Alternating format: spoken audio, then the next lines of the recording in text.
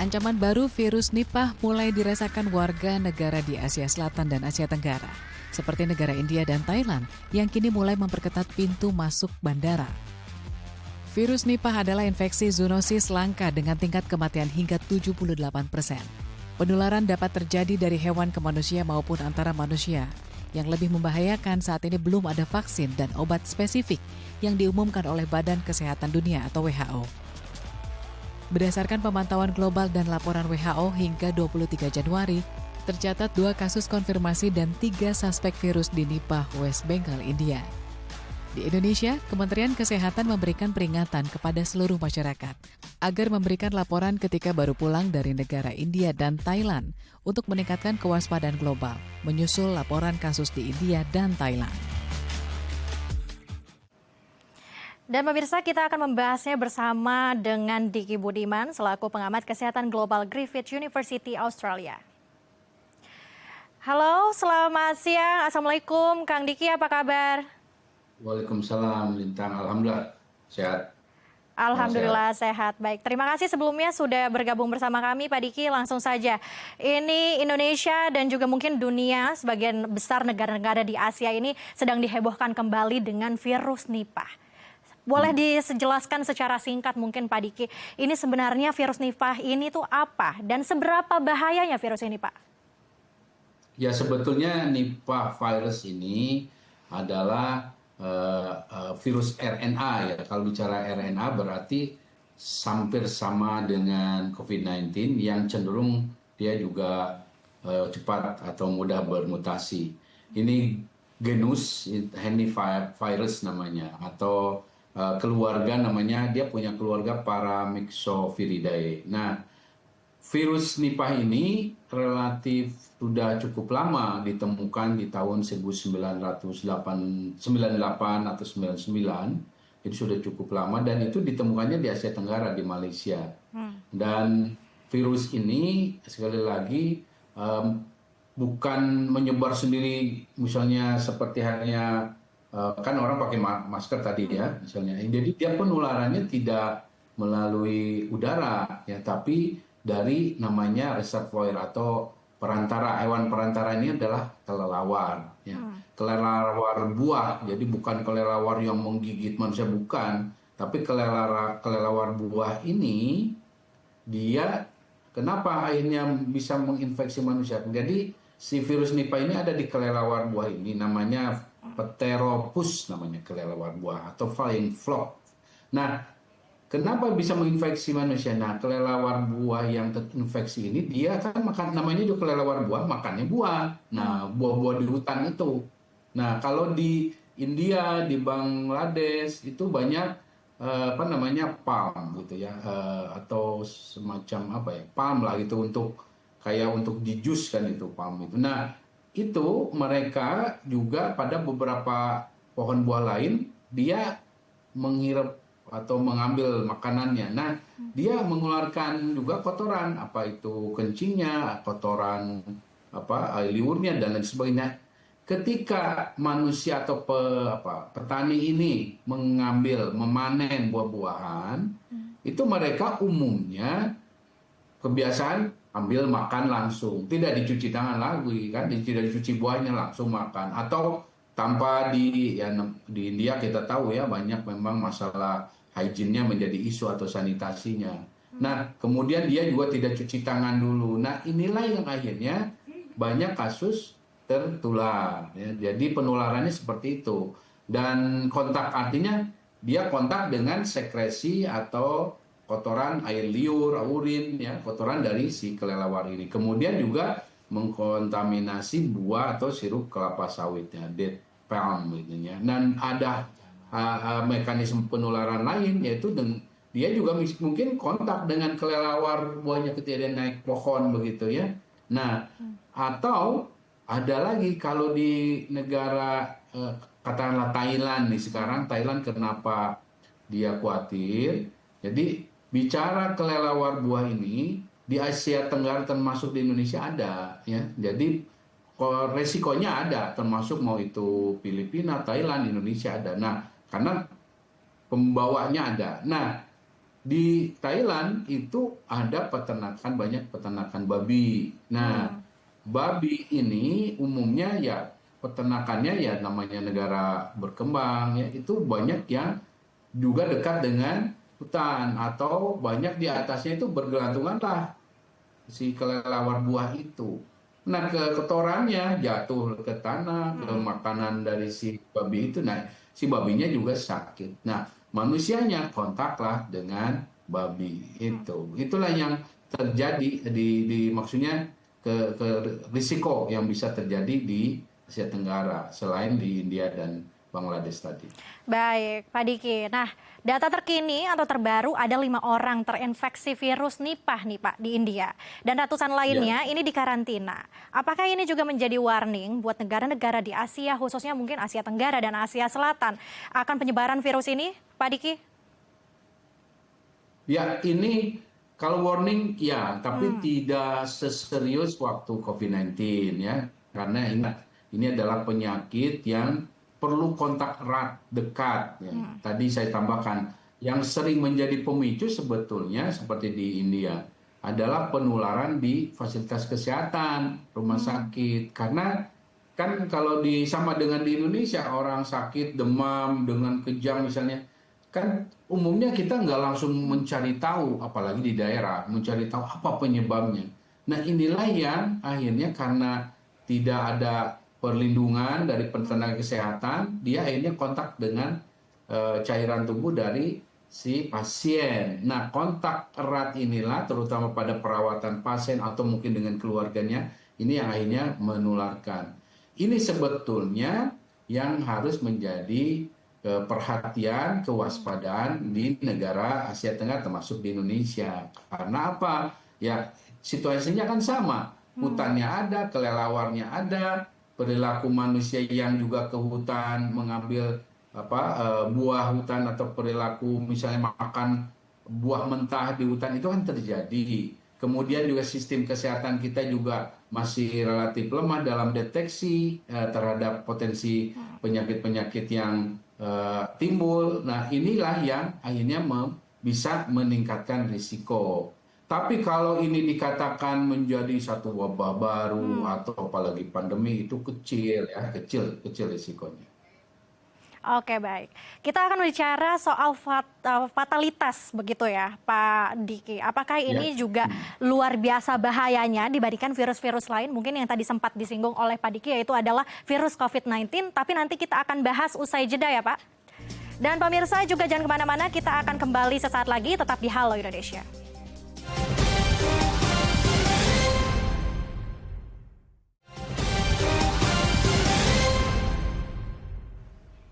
Terima kasih pemirsa masih bersama kami di Halo Indonesia. Kami akan berbincang bersama dengan Kang Diki Budiman. Baik, Kang Diki, kita akan melanjutkan kembali berbicara soal virus Nipah, begitu ya. Ini kalau kita berbicara soal fatalitas, ini seperti apa bahayanya virus ini? Apakah juga dapat mengindikasi pasiennya atau penderitanya yang terkena ini bisa menyebabkan kematian, Kang Diki? Ya, ini bisa menyebabkan kematian. Jadi saat ini fatalitasnya tinggi, tapi bukan berarti dia ganas sebetulnya. Karena masalahnya kenapa kematiannya tinggi? Tadi disampaikan di pengantar 40% sampai 75 atau 78%. Artinya dari 10 minimal 4 itu akan meninggal ya karena kalau terinfeksi ini. Atau paling banyak antara 7 atau 8 orang dari 10 orang ini akan meninggal. Ini bukan karena ganas sekali virusnya, bukan, tapi karena memang belum ada vaksin, belum ada antivirus spesifik. Sehingga ketika dia melanjut, ya gejala awalnya itu kan cuma demam seperti flu begitu, kemudian kalau berlanjut ya ada gangguan nafas, sampai pneumonia, atau berlanjut lagi penyakitnya menyerang otak, encephalitis ini yang sulit ditangani dan sering menyebabkan kematian. Sebelumnya ada koma, kejang ya misalnya. Nah, artinya ini yang menyebabkan kenapa angka kematiannya tinggi.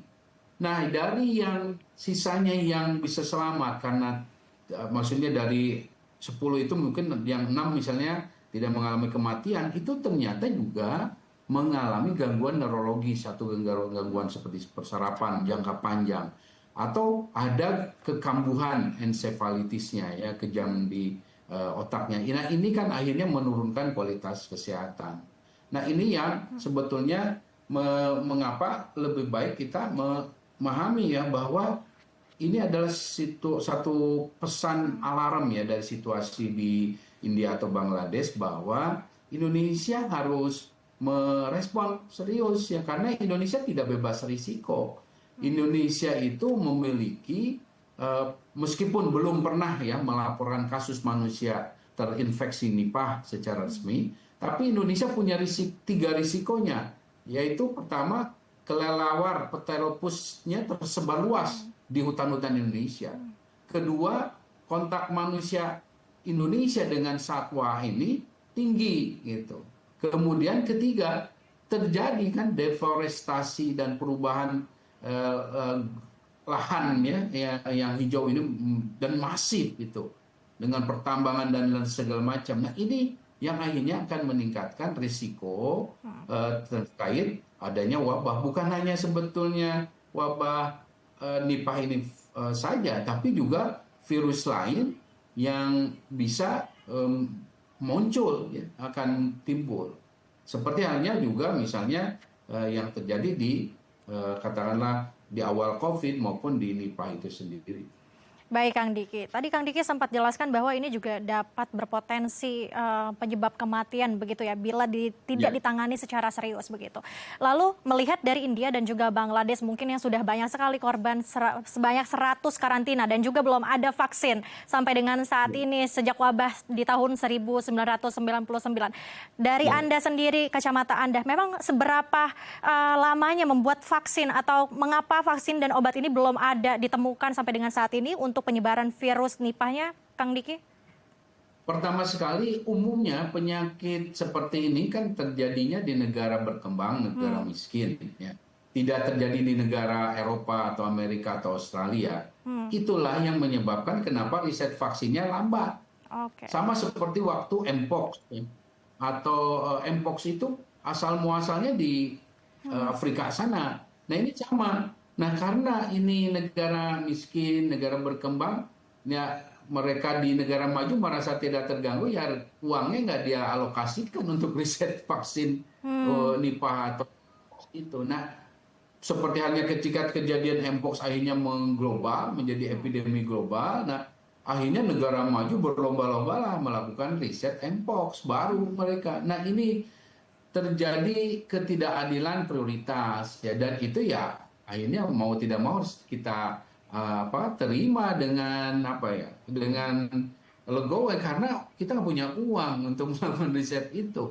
Inilah artinya terjadi di dunia ketidakadilan ya terhadap prioritas penyakit-penyakit yang dialami oleh negara-negara berkembang. Nah, ini jadi ingat ya bahwa ini juga untuk menjelaskan pada para penganut teori konspirasi atau anti vaksin. Vaksin itu di riset dilakukan memang dengan ada tujuan positifnya, yaitu melindungi. Tapi bukan dalam konteks menguntungkan dari si pembuatnya saja, tapi ada kepentingan dari negara-negara maju itu untuk melindungi masyarakatnya. Kalau itu tidak ada kaitan dengan masyarakatnya, ya tidak ada risetnya. Inilah yang akhirnya mengancam ya negara-negara berkembang. Baik Kang Diki, lalu ini juga kan mengancam negara-negara berkembang, seperti mungkin salah satunya adalah Indonesia. Lalu seperti apa mungkin strategi proteksi agar negara kita juga bisa mewaspadai, meskipun juga rate-nya masih bimbang begitu ya, karena belum bisa diketahui, karena sampai dengan saat ini belum ada yang terindikasi virus Nipah, Kang Diki. Ya, pertama sekali saya ingin sampaikan ya bahwa risiko impor dari India itu ada tapi sangat rendah untuk Indonesia ya. Tapi pengetatan pintu masuk itu tetap perlu dilakukan, tapi bukan dalam konteks seperti waktu di masa COVID-19 ya. Jadi cukup screening gejala, riwayat paparan atau notifikasi klinis ya bagi rumah sakit rujukan, termasuk juga riwayat-riwayat gejala pada saat penumpang itu datang. Nah, karena apa? Sekali lagi yang bisa kita harus antisipasi bahwa kita jangan sampai ada keterlambatan dalam mendeteksi. Termasuk juga tentu harus disadari Nipah itu bukan isu jauh di India atau di Bangladesh. Tapi di Indonesia, di internal pun ada. Jadi yang lebih serius sebetulnya bagaimana kita memperkuat sistem kesehatan kita mendeteksi ya ancaman-ancaman. Karena ancamannya jauh lebih besar di dalam negerinya daripada dari India. Jadi Indonesia fokusnya harus penguatan surveillance encephalitis, penguatan surveillance zoonosis, penguatan surveillance ILI atau SAT, termasuk kesiapan infection prevention control di rumah sakit supaya tidak ada nosokomial atau infeksi penularan di rumah sakit. Termasuk ini saatnya Indonesia mengimplementasikan One Health, kesehatan bukan hanya manusia tapi hewan dan lingkungan. Dan terutama lagi sekali lagi Indonesia adalah hotspot, red zone bagi lahirnya bukan hanya penyakit-penyakit baru tapi juga penyakit-penyakit yang sudah ada seperti Nipah ini yang ada di negara lain, di Indonesia bisa akhirnya muncul dan mewabah kalau kita tidak merespon memperkuat sistem ketahanan kesehatan di dalam negeri. Baik, pemerintah juga harus merespon ya, khususnya bagi nakes. Ya, Kang Diki silahkan. Lintang, yang saya agak semakin khawatir itu sebetulnya karena saya peneliti global security ya. Ketika Amerika resmi keluar dari WHO, inilah yang akan terjadi. Negara-negara seperti Indonesia akan mengalami ancaman yang serius dari penyakit-penyakit yang tidak bisa dideteksi dengan memadai. Karena umumnya dana dari Amerika itu tadinya ke WHO untuk memperkuat sistem kesehatan, memperkuat kemampuan deteksi laboratorium dan lain sebagainya. Nah ini sekarang hilang. Nah ini yang membuat negara Indonesia termasuk dunia akan menjadi sangat rawan. Karena hal yang sama terjadi di Afrika, terjadi di Amerika Latin. Ini nih yang salah satu dampak yang akan sangat serius akibat Amerika ya menarik diri dari bantuan terhadap WHO misalnya. Baik, Kang Diki. Lalu bagaimana seharusnya begitu ya WHO juga merespon melihat adanya penyebaran kasus Nipah yang bukan hanya di India saja, mungkin juga nanti akan menyebar begitu ke wilayah Asia dan juga beberapa benua lainnya. Khususnya bagi nakes-nakes mereka juga sempat koma begitu ya, menurut informasi yang kami dapatkan juga Kang Diki. Lalu bagaimana pelajaran bagi nakes-nakes mungkin di negara-negara lainnya khususnya di Indonesia agar mereka juga siap melihat mungkin akan ada laporan-laporan suspek dari pasien yang terindikasi virus Nipah ini Kang Diki? Ya, yang harus ditekankan ya pada para nakes Indonesia terutama yang tinggal di daerah-daerah berawan terjadi outbreak atau wabah ya. Pertama adalah yang berdekatan dengan pelabuhan, mau itu pelabuhan laut, udara ya misalnya, atau bahkan darat atau berbatasan dengan negara tetangga. Kedua, yang berbatasan dengan hutan, ya, hutan liar atau peternakan. Nah ini potensi adanya spillover namanya, lompatan penyakit dari hewan ke manusia itu sangat tinggi dan bisa terjadi kapanpun. Nah, sehingga harus terbangun sistem kewaspadaan atau membiasakan bahwa kalau ada tiba-tiba orang kok datang mirip flu, demam ya, tapi nggak jelas, tapi kemudian ada kematian. Nah, itu harus terbiasa akhirnya menyalakan tombol kewaspadaan, memakai alat perlindungan diri, memakai masker, ya, handscoon dan lain sebagainya, termasuk mengaktifkan surveillance. Ini yang harus dibiasakan terbangun, ya. Karena kalau itu tidak terjadi, maka di rumah sakit atau fasilitas kesehatan itu akan menjadi amplifier wabah atau nosokomial. Itu yang akhirnya melumpuhkan layanan kesehatan. Karena kalau sudah di situ terjadi, akan sangat membutuhkan waktu ya untuk mengendalikan. Selain itu pelajaran dari klaster besar di Nipah ya di India dan Bangladesh untuk tenaga kesehatan kita atau untuk Indonesia bahwa itu terjadinya berawal dari pasien indeks atau pasien zero case yang tidak dikenali. Jadi masuk ke fasilitas kesehatan, ke rumah sakit, mungkin di kita bisa puskesmas. Tapi karena nggak curiga ini Nipah virus, akhirnya ya dianggap flu biasa, kontak, akhirnya terinfeksi dan Baik. terjadilah penularan yang relatif cepat dan ini bisa terus menular ke keluarga dan tenaga kesehatan. Baik, Kang Sekali Diki. lagi karena memang belum ada proteksinya. Itu yang bisa saya pesankan, Mbak Linta. Baik, Kang Diki, ini juga harusnya sudah mulai dicegah begitu ya. Masyarakat juga sudah mulai aware begitu ya. Khususnya tadi di lokasi-lokasi yang disebutkan oleh Kang Diki agar memakai masker agar virus Nipah ini tidak menjadi wabah. Baik, terima kasih Kang Diki telah berbagi bersama kami. Sama-sama. Ya, diskusinya sangat menarik. Sampai jumpa Kang Diki, selamat kembali beraktivitas. Pemirsa, usai jeda saya akan mengajak Anda melihat latihan akrobatik di dalam gang sempit. Informasinya sesaat lagi, tetap di Halo Indonesia.